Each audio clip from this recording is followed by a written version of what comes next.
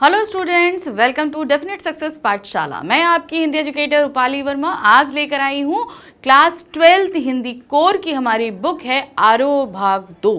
उसके काव्य खंड का द्वितीय अध्याय है पतंग, जिसके हम वन शॉट रिवीजन कर चुके हैं, यानी कि उसको हम अच्छे से समझ चुके हैं। आज हम करने वाले हैं एनसीईआरटी सॉल्यूशन, यानी कि हमारी जो एनसीईआरटी बुक है उस एनसीईआरटी बुक में चैप्टर के बाद में कुछ क्वेश्चंस दिए गए हैं, उन्हीं क्वेश्चंस को आज हम करेंगे। चलिए शुरू करें। तो सबसे पहला क्वेश्चन हमारे पास में आ रहा है, सबसे तेज बौछारें गई भादो गया के बाद प्रकृति में जो परिवर्तन कवि ने दिखाया है उसका वर्णन अपने शब्दों में करें। यानी कि जो भादो गया और शरद आया तो उसके बीच जो परिवर्तन हो रहे हैं कवि ने कई लाइनों में उसे व्यक्त किया है, उसे आपको अपने शब्दों में लिखा। मैंने आपको पहले भी बोला कि काव्य पंक्तियों को हमें सरल भाषा में लिखना होता है। सबसे मुसीबत आप लोगों की सब वहीं पर आती है। तो इसीलिए कविता को जब आप ठीक से समझोगे ना तो उसमें आपको परिवर्तन करने में बहुत भी दिक्कत नहीं आनी है। इसी तरीके से दूसरा प्रश्न आया इसमें, सबसे तेज बौछारों के साथ भादों के बीत जाने के बाद प्राकृतिक दृश्यों का चित्रण पतंग कविता के आधार पर अपने शब्दों में कीजिए। तो समझ में आ गया आपको मेन क्या करना है, जो वेदर चेंजेस हुए हैं उन्हें आपको लिखना है जैसा कि कवि ने कविता में लिखा है। तो किस तरीके से है देखिए, इस कविता में कवि ने प्राकृतिक वातावरण का सुंदर वर्णन किया है। भादो माह में तेज वर्षा होती है, इसमें बौछारें पड़ती हैं। बौछारों के समाप्त होने के बाद शरद का समय आता है, मौसम खुल जाता है, प्रकृति में निम्नलिखित परिवर्तन दिखाई देते हैं। क्या है, सवेरे का सूरज खरगोश की आंखों जैसा लाल लाल दिखाई देता है। ये पंक्ति कवि ने दी थी ना, खरगोश की आंखों जैसा लाल सवेरा। तो कैसा है, जो लालिमा होती है उसे खरगोश की आंखों की तरह बताया गया है। शरद ऋतु के आगमन से उमस समाप्त होती है, ऐसा लगता है कि शरद अपनी साइकिल को तेज गति से चलाता हुआ आ रहा है। चमकीली तेज साइकिल चलाता हुआ, जोर जोर से घंटी बजाता हुआ, यही था ना। तो वही चीज उन्होंने बताया कि जो उमस भरी गर्मी होती है जो बारिश के दौरान होती है वो खत्म हो जाती है, सब कुछ धुल चुका होता है, चमकता है। तो तेज चलाने का तात्पर्य है कि हवा अच्छी ठंडी चलती है, और चमकीले का तात्पर्य है कि मौसम एकदम धुलकर साफ चुका, सब चीजें धुलकर साफ हो चुकी होती हैं। वातावरण साफ व धुला हुआ सा लगता है। धूप चमकीली होती है क्योंकि आसमान एकदम साफ होता है। फूलों पर तितलियां मंडराती दिखाई देती हैं। फूलों पर तितलियां मंडराती दिखाई देती हैं मौसम में परिवर्तन में, जिस तरीके से घरों से भी बच्चे बाहर आ जाते हैं। सोचकर बताएं कि पतंग के लिए सबसे हल्की और रंगीन चीज सबसे पतला कागज, सबसे पतली कमानी जैसे विशेषणों का प्रयोग क्यों किया गया है। अब पतंग के लिए जो इन्होंने ये विशेषण लगाए हैं, सबसे पतला कागज, सबसे पतली कमानी और हल्का, सबसे हल्की और रंगीन चीज, ऐसा उन्होंने क्यों किया है। कवि ने पतंग के लिए सबसे हल्की रंगीन चीज, सबसे पतला कागज और सबसे पतली कमानी जैसे विशेषणों का प्रयोग किया है। वह इसके माध्यम से पतंग की विशेषता तथा बाल सुलभ चेष्टाओं को बताना चाहते हैं।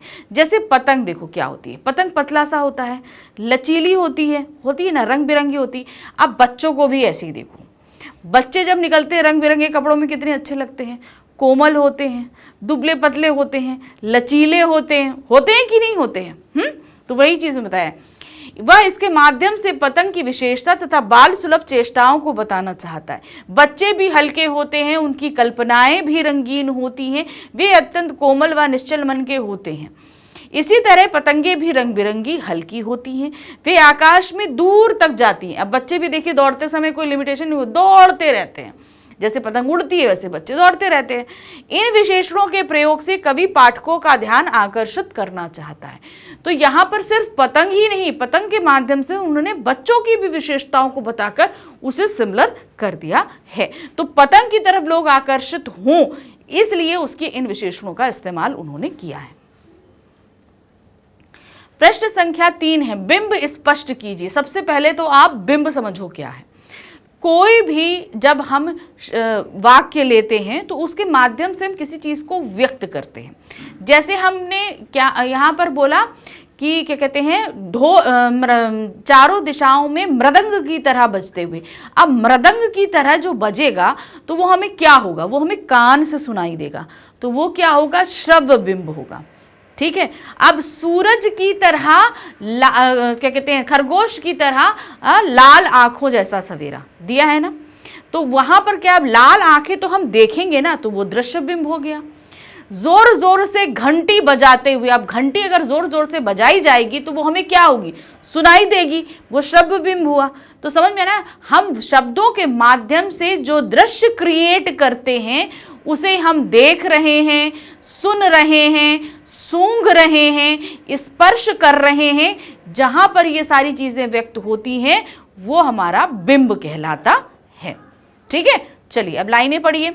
सबसे तेज बौछारे गई, भादो गया सवेरा हुआ, खरगोश की आंखों जैसा लाल सवेरा, शरद आया पुलों को पार करते हुए, अपनी नई चमकीली साइकिल तेज चलाते हुए, घंटी बजाते हुए जोर जोर से, चमकीले इशारों से बुलाते हुए, पतंग उड़ाने वाले बच्चों के झुंड को चमकीले इशारों से बुलाते हुए, और आकाश को इतना मुलायम बनाते हुए कि पतंग ऊपर उड़ सके।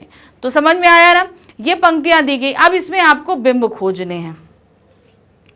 इस अंश में कवि ने स्थिर व गतिशील आदि दृश्य बिंबों को उकेरा है। इन्हें हम इस तरह से बता सकते हैं, कुछ स्थिर हैं जो रुके हुए हैं, और गतिशील जो चलते हुए हैं। ठीक है, दोनों ही कैसे हैं देखिए। तेज बौछारे, ये गतिशील दृश्य बिंब है। अब बौछारें जो पड़ रही हैं वो स्टेबल तो है नहीं, आ रही हैं जा रही हैं, आ रही हैं जा रही हैं, और इन्हें हम देख सकते हैं, तो इसलिए ये क्या है, गतिशील दृश्य बिंब है। फिर आते हैं सवेरा हुआ, स्थिर दृश्य बिंब है। सवेरा हो रहा है तो वो चल तो रहा नहीं, हमें दिखा हुआ दिख रहा है ना, तो वो क्या है, स्थिर दृश्य बिंब है। खरगोश की आंख जैसा लाल सवेरा स्थिर दृश्य बिंब में आता है। पुलों को पार करते हुए गतिशील दृश्य बिंब में आता है। अपनी नई साइकिल तेज, चमकीली साइकिल तेज चलाते हुए गतिशील है, क्योंकि वो चल रही है। फिर आते हैं घंटी बजाते हुए जोर जोर से, ये श्रव्य बिंब है, क्योंकि घंटी जो जोर जोर से बज रही है वो हमें कानों से सुनाई देगी। चमकीले इशारों से बुलाते हुए गतिशील दृश्य बिंब है। आकाश को इतना मुलायम बनाते हुए स्पर्श बिंब है। अब कोई चीज अगर सॉफ्ट है उसे तो हम छू के टच करके बता सकते हैं ना कि ये सॉफ्ट है, तो वो क्या हुआ, हमारा स्पर्श बिंब हुआ। पतंग ऊपर उठ सके, गतिशील दृश्य बिंब है। तो समझ में आया ना, बिंब हमने समझा दिए। कोई भी लाइन, अब सिर्फ इस कविता में नहीं बोल रही हूं, किसी भी लाइन में कोई भी चीज आ रही है तो अब आप देखो कि उसे हम कैसे देख, सुन या महसूस कर सकते हैं, सूंघ सकते हैं, है ना। इसी तरीके से हम किसी ऑब्जेक्ट का पता करते हैं ना। अब अगर खाना है हमारे सामने, अगर एक प्लेट में बढ़िया सा नूडल्स रख दिया जाए, ठीक है, हम उसको अगर नूडल्स रख दिया जाए तो अब अगर देखने में आकर्षक है तो वो दृश्य बिंब है। अगर किसी पंक्ति के द्वारा दे भाई बहुत अच्छा डेकोरेशन है, तो ये क्या हुआ, दृश्य बिंब आप क्रिएट कर रहे हो। बहुत अच्छी स्मेल आ रही है, खाने के लिए मन कर रहा है, तो अब जो महक आ रही है वो क्या है हमारा, वो नासिकेय बिंब है, हम उसको सुगंध कर रहे हैं। ठीक है, अब मान लीजिए उसमें अगर हम फोक चलाने की कोशिश करते हैं, कांटे चम्मच की आवाज आती है, तो क्या है, वो हमारा श्रव्य बिंब हो जाएगा। टेस्ट है तो हमारा टंग का आएगा ना। तो कोई भी चीज हम कहां से उसको महसूस कर पा रहे हैं वही हमारा बिंब होता है। जन्म से ही वे अपने साथ लाते हैं कपास। कपास के बारे में सोचें कि कपास से बच्चों का क्या संबंध बन सकता है। कपास क्या होता है, कपास अगर आप लोगों ने कभी नहीं देखा है तो देखने की कोशिश करो, कहीं जाओ कहीं पर भी जहाँ हो, तो उसका फूल होता है, ठीक है, उसके अंदर कॉटन सा होता है, वाइट वाइट होता है, और उसको कभी निकालो इतना सॉफ्ट होता है। आपने कॉटन तो छुई होगी ना, कॉटन फिर भी हार्ड होती है, लेकिन कपास उससे भी ज़्यादा सॉफ्ट होता है।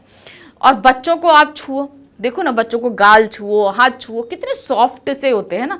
तो यही इनमें सिमिलैरिटी है कि बच्चे इतने नाजुक से होते हैं, इतने मुलायम होते हैं, उसी तरीके से कपास भी बहुत नाजुक होती है और बहुत मुलायम होती है।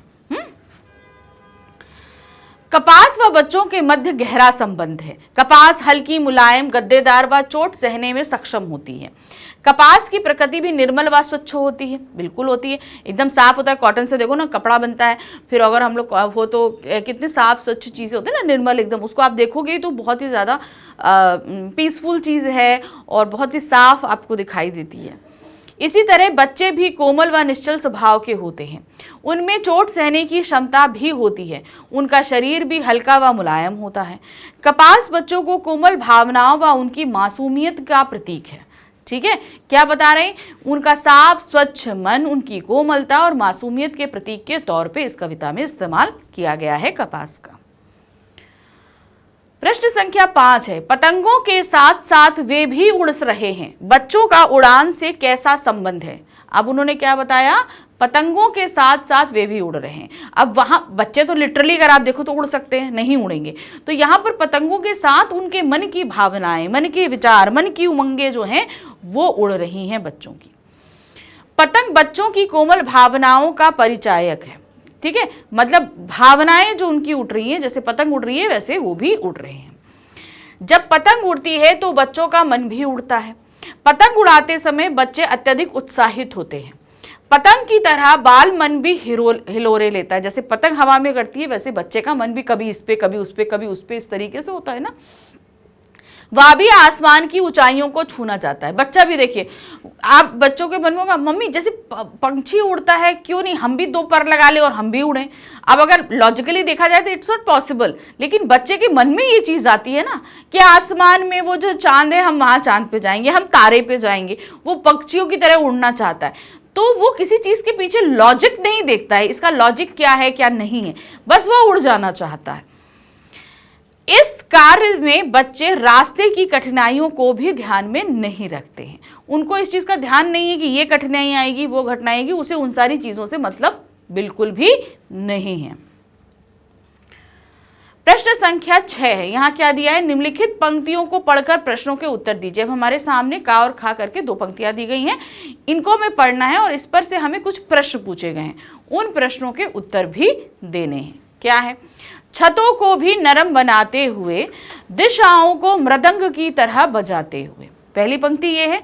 दूसरी पंक्ति है, अगर वे कभी गिरते हैं छतों के खतरनाक किनारों से और बच जाते हैं तब तो और भी निडर होकर सुनहले सूरज के सामने आते हैं। 2 पंक्तियां हैं ये। अब इन 2 पंक्तियों पर प्रश्न है। पहला प्रश्न है, दिशाओं को मृदंग की तरह बजाने का क्या तात्पर्य है? ठीक है, पहले प्रश्न का पहले उत्तर देख लेते हैं। क्या दिया गया है?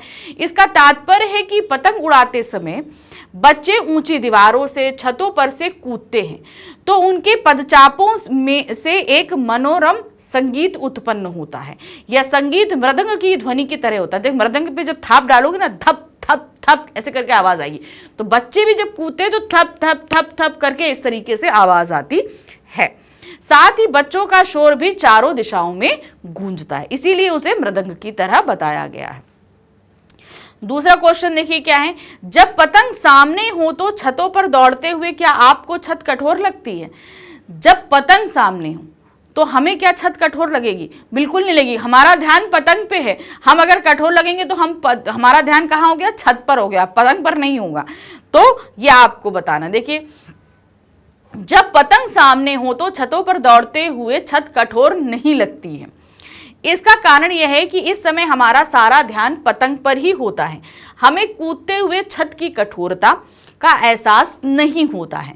हम पतंग के साथ ही खुद को उड़ता हुए महसूस करते हैं। यानी कि हमारा ध्यान पतंग पे, पतंग उड़ रही है तो हम भी उड़ते हुए, हमें नीचे क्या लग रहा है हमें इससे कोई मतलब नहीं होता है। तीसरा प्रश्न है, खतरनाक परिस्थितियों का सामना करने के बाद आप दुनिया की चुनौतियों के सामने स्वयं को कैसा महसूस करते हैं? अब जैसे यहाँ पे हुआ ना कि बच्चा जब छत से गिर गया, गिरने के बाद जब वो बच जाता है तो और ज्यादा निडर हो जाता है। उसी तरीके से जब आप खतरनाक परिस्थितियों का सामना करते हैं तो उनसे निकलने के बाद आपको कैसा स्वयं को महसूस होता है? जाहिर सी बात है, जब खतरनाक परिस्थितियों का हम सामना कर लेते हैं तो हम और ज्यादा कॉन्फिडेंट हो जाते हैं कि नहीं, हम इन परिस्थितियों से भी जूझ के अपने आप को निकल सकते हैं। जब तक हम नहीं पढ़ते तब तक हमें अपनी कैपेसिटी का पता नहीं चलता है ना। वही है, खतरनाक परिस्थितियों का सामना करने के बाद हम दुनिया की चुनौतियों के सामने स्वयं को अधिक सक्षम मानते हैं। हमें साहस व निडरता का भाव आ जाता है, हम भय को दूर छोड़ देते हैं। अब उसी तरीके से आप कोई एडवेंचरस काम करो तो करने से पहले थोड़ा सा डर लगेगा, लेकिन जब आप करके निकल आओगे तो आप बहुत ज्यादा खुश हो जाते हो, अरे मतलब मैंने ये काम कर लिया। तो हमारा डर भी कहीं दूर हो जाता है और हमारा जो कॉन्फिडेंस लेवल है बढ़ जाता है, हम बहुत ज्यादा एनर्जेटिक और ज्यादा फील करने लगते हैं, एक तरीके से हमारा साहस बढ़ जाता है, यही होता है। प्रश्न संख्या 7 है, आसमान में रंग बिरंगी पतंगों को देखकर आपके मन में कैसे ख्याल आते हैं, लिखिए। बहुत सारी रंग बिरंगी कलरफुल अगर पतंगे हम आसमान में देखते हैं तो हमें क्या ख्याल आता है। आसमान में रंग बिरंगी पतंगों को देखकर मेरा मन खुशी से भर जाता है। मैं सोचता हूं कि मेरे जीवन में भी पतंगों की तरह अनगिनत रंग होने चाहिए ताकि मैं भरपूर जीवन जी सकूं। मैं भी पतंग की तरह खुले आसमान में उड़ना चाहता हूं, मैं भी नई ऊंचाइयों को छूना चाहता हूं। ये एक प्रश्न ऐसा है कि आपको जो फील होता है, जैसे पतंगे उड़ रही हैं तो कल को हमें लगता है इतनी सुंदर, इतनी प्यारी हैं, काश हम भी आसमान में उड़ सकते, ऐसा लगता है ना। तो वही फीलिंग यहाँ पर बताई गई है। आपको जो लगता है उसे आप यहाँ पर पूरी तरह से फ्री लिख सकते हो। नेक्स्ट है, रोमांचित शरीर का संगीत का जीवन के लय से क्या संबंध है। रोमांचित शरीर का संगीत, अब रोमांचित शरीर मतलब जब हम बहुत ज़्यादा एक्साइटेड हों तो देखिए हम क्या ना एक जगह बैठ नहीं पाते, स्टेबल नहीं हो पाते, हम मतलब ये कर लें वो कर लें वो कर लें, कुछ ऐसा होता है। तो वही मतलब हमारा मन जो है वो गुनगुना रहा होता है और उस समय ऐसा लगता है कि हम सब कुछ कर सकते हैं। ठीक है, तो रोमांचित शरीर का संगीत जैसे बच्चों के साथ होता है, बच्चे जब पतंग देते हैं तो इतने ज़्यादा एक्साइटेड होते हैं कि वो कुछ भी कर सकते हैं। तो इसका जीवन की लय के साथ क्या संबंध है, जब हमारा जो जीवन रहता है उसके साथ आपको संबंध यहां पर बताना है। रोमांचित शरीर का संगीत जीवन की लय से उत्पन्न होता है। जीवन की लय यानी कि किस तरीके से हम अपना जीवन जी रहे हैं। जब मनुष्य किसी कार्य में पूरी तरह लीन हो जाता है तो उसके शरीर में अद्भुत रोमांच व संगीत पैदा होता है। मतलब हम किसी चीज़ में, अब जैसे कुछ लोगों को क्या होता है ना, पेंटिंग करना बड़ा अच्छा लगता है, कुछ लोगों को डांसिंग बहुत अच्छा लगता है, किसी को म्यूजिक बहुत अच्छा लगता है। जो आपकी पसंदीदा चीज़ है अगर आप उसमें खो जाओ, ठीक है ना, कुछ लोगों को गेम्स खेलना बहुत अच्छा लगता है, कुछ भी आपको मतलब आप इतना ज़्यादा एक्साइटेड जैसे लगता है आप उसी के अंदर बैठ चुके हो, मतलब मुझे ये करना है, ऐसे करना है, वैसे करना है, ये सारी चीज़ें होती है ना, तो ये चीज़ आपको महसूस होता है। वह एक निश्चित दिशा में गति करने लगता है। मन के अनुकूल कार्य करने से हमारा शरीर भी उसी लय में कार्य करता है। प्रश्न संख्या 9 है, महज एक धागे के सहारे पतंगों की धड़कती ऊंचाइयां उन्हें यानी बच्चों को कैसे थाम लेती हैं, चर्चा कीजिए। क्या दिया है, महज एक धागे के सहारे, पतंग क्या है, धागे के सहारे उड़ रही है, पतंगों की धड़कती ऊंचाइयां बच्चों को कैसे थाम लेती, बच्चे कैसे, क्योंकि बच्चों की लय उन पतंगों के हिसाब से चल रही है इसलिए वो उनको थाम लेती है। पतंग बच्चों की कोमल भावनाओं से जुड़ी होती है। पतंग आकाश में उड़ती है परंतु उनकी ऊंचाइयों का नियंत्रण बच्चों के हाथ में डोरी से होता है। भाई नीचे तो उड़ा बच्चा ही रहा है ना, वो जिस तरीके से डोरी खींचेगा पतंग उसी तरीके से उड़ेगी। कितना ऊंचा करना है, आप अगर ढील दे दोगे तो पतंग और ऊंची होती चली जाएगी, टाइट कर दोगे तो वो और थोड़ा सा नीचे आ जाएगी, होता है ना। बच्चे पतंग की ऊंचाई पर ही ध्यान रखते हैं, वे स्वयं को भूल जाते हैं। पतंग की बढ़ती ऊंचाइयों से बाल मन और अधिक ऊंचा उड़ने लगता है। पतंग का धागा पतंग की ऊंचाई के साथ साथ बाल मन को भी नियंत्रित करता है। तो पतंग का धागा जहां पतंग को नियंत्रित कर रहा है वहीं बच्चे के मन को भी नियंत्रित करता है। पतंग जितनी ऊंची गई बच्चा उतना ज्यादा एक्साइटेड, वो अगर किसी से लड़ रही है, पतंग काट रहे हो, कट गई तो बच्चा एक्साइटेड, पतंग एक्साइटेड। तो एक तरीके से उसकी भावनाएं जो हैं बच्चों की वो उस पतले धागे से बंधी होती हैं। तो देखिए कैसे फटाफट हमने क्वेश्चंस कर लिए। आई होप आपको सारे ही क्वेश्चन, सारी चीज़ें अच्छे से समझ में आ रही हैं। अगर कहीं कोई डाउट या कुछ भी है तो प्लीज़ आप कमेंट बॉक्स में ज़रूर कोई ना कोई कमेंट कीजिए ताकि हम समझ सकें कि कहीं कोई अगर आपको चीज़ समझ में नहीं आई है तो उसे हम आपको क्लियर कर सकें। अब इसके बाद हमारा जो नेक्स्ट पैटर्न रहेगा वो इसी चैप्टर के MCQs रहेंगे। तो मिलते हैं नेक्स्ट वीडियो में। Thank you for watching, bye bye.